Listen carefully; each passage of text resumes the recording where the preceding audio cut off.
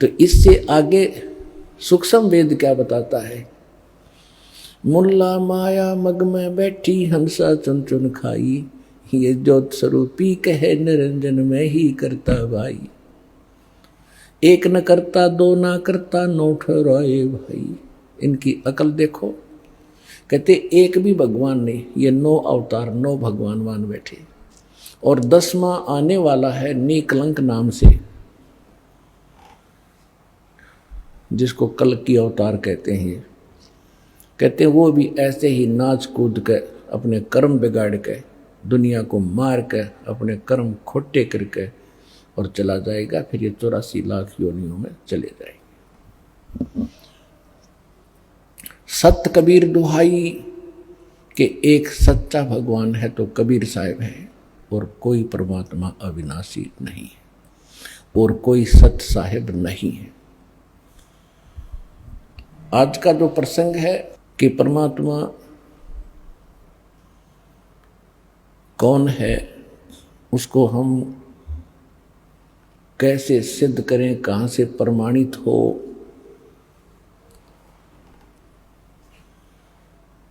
और जब वो परमात्मा प्रमाणित हो जाता है सब सदग्रंथों से, हमें कोई शंका नहीं रहेगी। तब हम परमात्मा मानकर जो साधना करेंगे, तब वो भगवान हमें अपना पूर्ण लाभ देगा।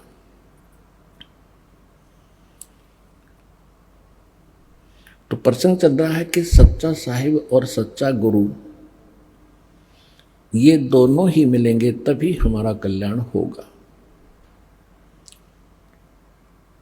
तो पुण्यात्माओं, आपका सौभाग्य है कि आपको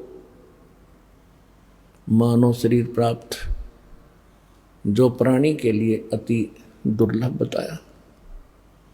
दूसरी वस्तु जो दुर्लभ है वो सतगुरु, यानी सत्संग कहो, सतगुरु कहो। सतगुरु के बिना सत्संग नहीं हो सकता। तो वो भी आज आपको उपलब्ध हुई। आपकी किस्मत का, आपके पूर्व जन्म के संस्कारों का कोई एस्टीमेट नहीं लगाया जा सकता। आप कितने पुण्य कर्मी प्राणी हैं। आज चाहे कोई गरीब है, झोंपड़ी में रहता है, चाहे कोठियों में रहता है, कोई रिक्शा चलाता है, पैदल मजदूरी करता है, या कारों और हेलीकॉप्टरों में चलता है, ये मानव शरीर प्राणी जो है ये परमात्मा की भक्ति कर सकते हैं।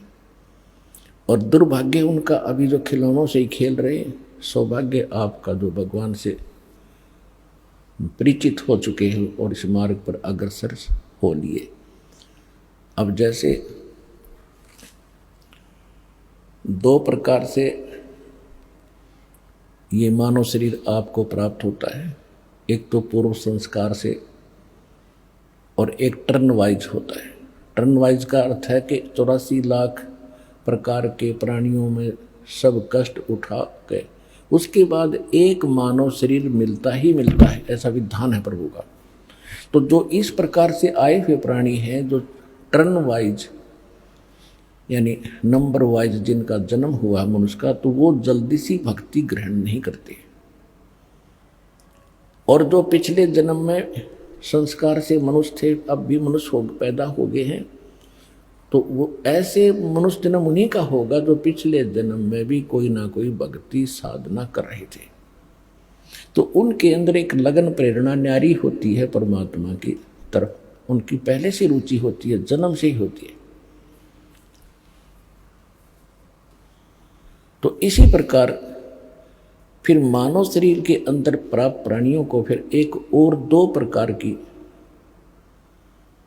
स्थिति होती है। जैसे एक तो भक्ति कर्म होते हैं और एक धर्म कर्म होते हैं। भक्ति कर्म का अर्थ है जिन्होंने भक्ति की है, मंत्र जाप किए हैं परमात्मा से, गुरुदेव से दीक्षा लेकर के पहले जन्मों में, और एक ने भक्ति के साथ साथ पुण्य भी खूब किए हैं। तो दोनों का ही मनुष्य जीवन हो रहा है, क्योंकि पिछले संस्कार वश हो रहा है। जिन्होंने दान नहीं किया और भक्ति करते ही रहे, क्योंकि परमात्मा ने वो मंत्र दिए थे जो आपको चार्ज करके गए थे 600 वर्ष पहले। तो साथ में परमात्मा ये भी कहते रहे थे, चिड़ी चोंच भर ले गई नदी न गट्टो नीर, दान दिए धन घटे नहीं, कह रे साहेब कबीर। देते को हर देत है जहां तहां से आन, अन देवा मांगत फिर साहेब सुने ना कान। धर्म तो दस के नहीं ये दस के तीनों लोग, खैरायत में खैर है वही की जो आत्म पोख। परमात्मा कहते हैं धर्म का नाश नहीं होता, चाहे तीनों लोक नष्ट हो जाएं, जिन्होंने धर्म किया है वो प्राणी, उनको परमात्मा ऐसे रक्षा करेगा, अपने हाथों पर उठा लेगा। और भक्ति तो करनी ही करनी है। जैसे आपने बीज बो दिया फसल का, कनक का, गेहूं का, तो बीज तो मूल चीज है। उस बीज से पौधा बनाकर परिपक्व करने के लिए बहुत और प्रोसीजर लंबा है, तो वो सारा ही अपनाएगा किसान, तभी तो उसकी फसल पूरी होगी। तो बीज बीजने के बाद उसमें वाटरिंग होती है, सिंचाई, उसके बाद फिर उसमें खरपतवार पैदा होता, उसको भी चुगना, निकालना, खाद डालना, उसकी रक्षा करना, तो फिर वो फसल प्राप्त होती है। तो इसी प्रकार ये नाम जो दिए जाते हैं आपको, ये नाम दीक्षा मंत्र जो है, ये तो आपका बीज है। और इस भक्ति रूपी बीज को, इस फसल को तैयार करने के लिए इसमें 5 यज्ञ और हैं, यानी 5 ये क्रियाएं आपने और करनी है। एक यज्ञ है धर्म की, और दूसरी यज्ञ है ध्यान, और तीसरी यज्ञ है हवन की, और चौथी यज्ञ प्रणाम, और 5वीं यज्ञ है ज्ञान की, यानी सत्संग सुनना, सदग्रंथों को जो आपको पुस्तक बनाकर दी है उनका अध्ययन करना। तो ये 5 जो यज्ञ हैं, ये समझ लो खाद और पानी का काम करेंगे। यदि इस भक्ति रूपी पौधे में, बीज में, नाम में आपने ये 5 आइटम नहीं डाले, तो यह भक्ति आपकी अधूरी रह जाएगी, सफल नहीं हो पाएगी। कारण क्या रहेगा कि आप भक्ति कर रहे हो, आप पर और भी संसारिक आपदाएं बहुत आ सकती हैं, उनके लिए धर्म करने से, धर्म किया होगा तो भगवान आपकी उन समस्याओं का साथ समाधान कर देगा। तो पिछले जन्मों में परमात्मा हमें सारा ही ज्ञान दिया करते थे, लेकिन हम, और फिर परमात्मा एक वचन और बोलते हैं कि सुमरण से भला होगा, नातर भला न हो। अब हमने ये पकड़ दिया कि भक्ति से ही बात बनेगी, दान धर्म कम कर दिए, नहीं। अब वहाँ कह रहे हैं कि धर्म तो धसके नहीं, धसके तीनों लोग। धर्म धसके माने विनाश होना, नष्ट हो जाना, गर्क हो जाना। तीनों लोग गर्क हो सकते हैं, लेकिन धर्म का नाश नहीं होता। तो इस प्रकार जो दास आपको बताना चाह रहा है कि जो आज गरीब हैं, यहाँ दास देख रहा है 90% गरीबी रेखा से भी नीचे पुण्यात्मा आ रही है, 10% है जिनका नॉर्मल सा, मीडियम सा काम है। तो कहने का भाव ये है कि यहाँ पर दोनों कर्म साथ चलते हैं। जिनके केवल पिछले भक्ति कर्म हैं और दान धर्म कर्म उनके इतने अच्छे हैं नहीं, तो वो इतने निर्धन व्यक्ति है, लेकिन पुण्यात्मा बराबर की है। पुण्यात्मा यानी जिन्होंने पिछले जन्म में भगवान की सेवा, जो भक्ति कर रखी है, तो दोनों के वो भक्ति कर्म बराबर हैं। चाहे कोई सेठ है और चाहे बिल्कुल गरीब रिक्शा चालक है, और जिसको ये नाम प्राप्त हो गया तो दोनों के जो भक्ति के कर्म वो बराबर हैं। और बात रही धर्म की, तो जिनको आज अधिक सुविधा या संसार की प्राप्त है तो उन्होंने पिछले जन्म में धर्म पुण्य कर रखे थे। अब एक छोटा सा उदाहरण यहाँ और सुनाते आपको। जैसे हम कथा सुना करते थे से कि श्री कृष्ण जी का एक दोस्त था सुदामा, ब्राह्मण था, और वो इतना निर्धन था कि हैंड टू माउथ था। उसकी पत्नी कहती थी कि आप बताते हो कि श्री कृष्ण द्वारका के राजा, आपके क्लास फेलो थे, सहपाठी थे, आपको सब कुछ दे सकते हैं, मांग लिया उनसे। तो ब्राह्मण का कर्म वो खूब परिचित थे, विद्वान पुरुष थे सुदामा जी। उन्होंने बताया कि मैंने पिछले जन्म में कोई धर्म कराया नहीं, जिस कारण से मुझे आज धन प्राप्त नहीं है। तो परमात्मा कहते धन चाहे तो दान कर और मुक्ति चाहे जप नाम। और पर दोनों ही करने से बात बनेगी, ये तो एक परमात्मा विधान बताते हैं। तो वो कहता था कि मुझे पिछले जन्म में मैंने पुण्य नहीं किया, इसलिए मैं दुखी हूँ, क्योंकि सदग्रंथों से अब ज्ञान होता है। तो कहने का भाव ये है कि धर्म कर्म से फिर उसमें परिवर्तन होता। जैसे फिर सुदामा कहने सुनने से श्री कृष्ण जी के पास गया। श्री कृष्ण जी एक गुरु रूप में भी थे, अध्यात्म टीचर भी थे। सब पांडवों के वो गुरु थे, यादव के गुरु थे। तो सुदामा जी चावल लेकर गए थे, श्री कृष्ण जी ने चावल खाए। उसके प्रतिफल में परमात्मा ने, यानी जो जितना सामर्थ्य श्री कृष्ण जी रूपी गुरु में था, उस आधार से उसने उसका के बना दिया, एक मकान बना दिया। यानी वो समस्या हल हुई उस धर्म और कर्म के करने से, सच्चे भाव से। देखो बच्चे तो भूखे थे और चावल बचे हुए थे, वो बांध दिए उसने, तो इससे बड़ा पुण्य नहीं। आज किसी के पास 1 करोड़ संपत्ति है और उसने 1000 दान कर दिया, दान तो वो भी है। और जिसने 1 करोड़ के 1 करोड़ दे दिए, तो उस दान में उसमें दिन रात का अंतर है। तो सुदामा जी ने जो चावल दिए ना, वो समझ ले 1 करोड़ के 1 करोड़ दे दिए। फिर उससे प्रसन्न हुआ, उससे प्रसन्न होकर के उसको क्या मिला? एक महल बना, आजीवन सुख का साधन बना। लेकिन मोक्ष ज्यों का त्यों रहा, पशु पक्षियों की योनि फिर भी सुदामा को प्राप्त हुई। अब यहाँ आने वालों को प्रेरित किया जाता है सच्चे दिल से, सच्ची श्रद्धा से, अपने सामर्थ्य के अनुसार अवश्य दान करें। फिर उससे वो समस्या हल होगी आपकी जो पूर्व जन्म में आप गलती कर गए थे, धर्म दान नहीं किया, आज 1-1 पैसे के लिए भटक रहे हो। तो वो समस्या फिर यहाँ अब शुरुआत हो जाएगी। अब हम उस समर्थ की शरण के अंदर हैं, हम उस समर्थ की शरण में हैं। जैसे एक तैमूर लंग नाम का एक लोहार था मुसलमान, और वो इतना गरीब था, कभी कभी उनको आटा भी, रोटी भी प्राप्त नहीं होती थी। 2 माँ बेटा थे, और वो क्या करता था कि धनी लोगों की बकरियां भेड़ चराया करता था। एक दिन लेकिन वो थे धार्मिक, पिछले संस्कार अच्छे थे, अतिथि को भोजन अवश्य कराते थे।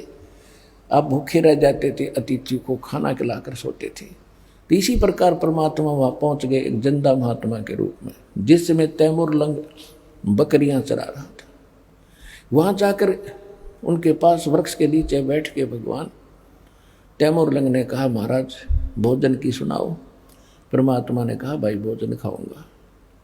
तैमूर लंग खाना खा चुका था, फिर घर गया, अपनी माँ से कहा, माँ एक रास्ते चलता साधु है, गांव के बिल्कुल साथ में ही वो वृक्ष के नीचे भेड़ बकरियां बैठी थी और भोजन खाना चाहता है। माँ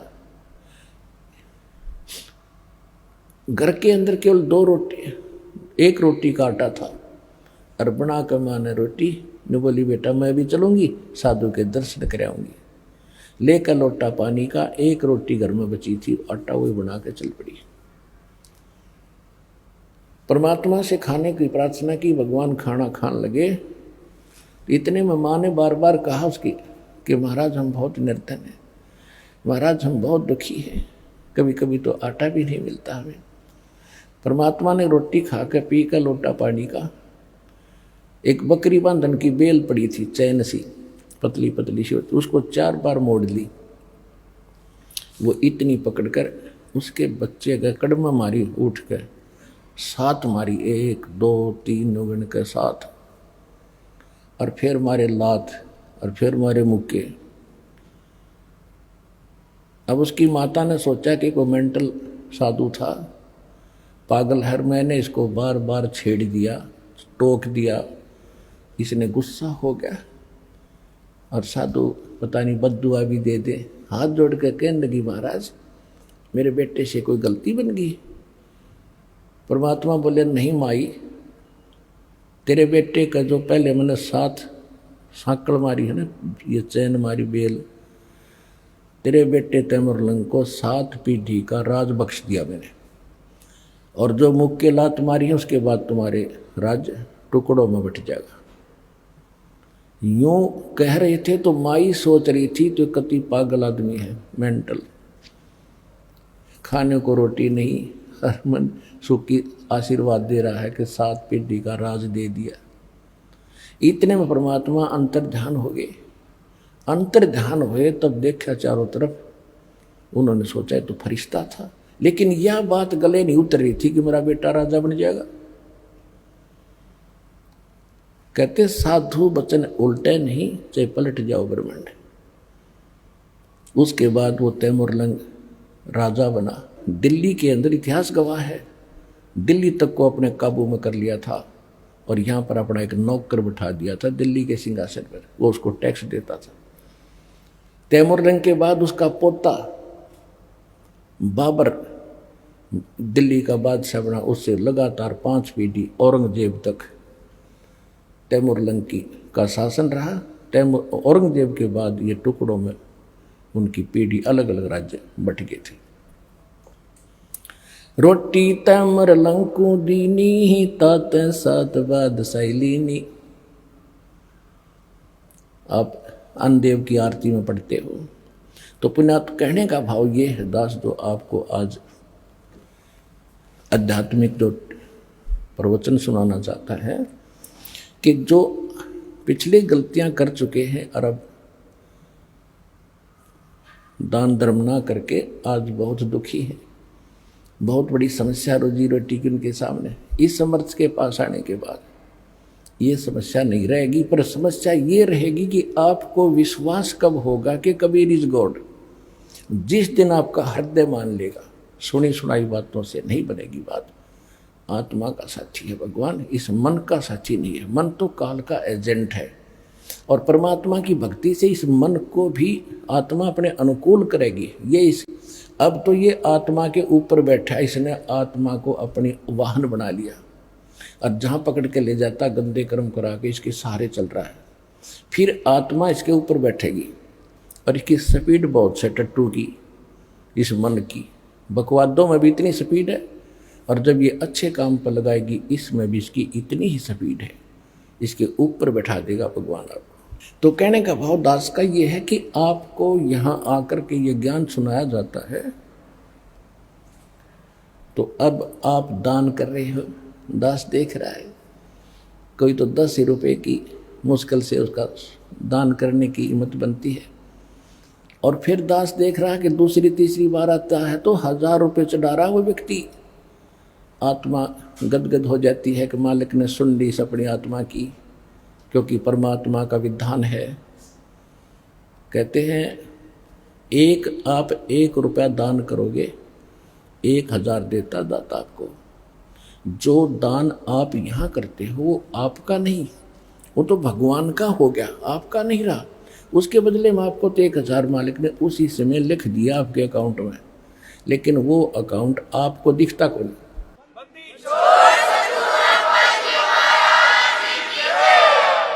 जो अकाउंट परमात्मा ने आपका खोल दिया दीक्षा लेने के बाद, वो बैंक अकाउंट सूक्ष्म है।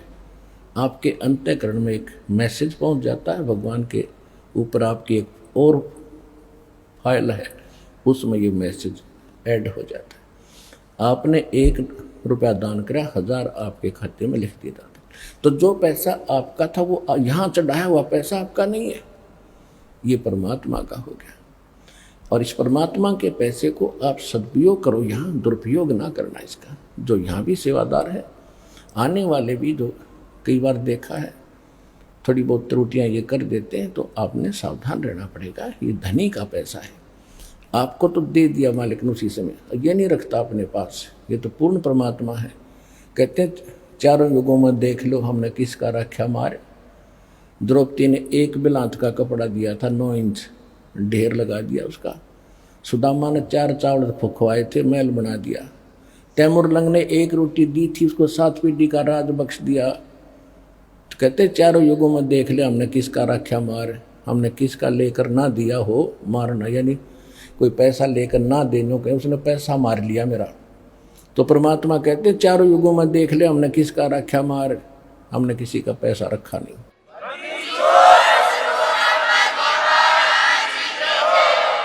तो सबसे पहले हमारे हृदय में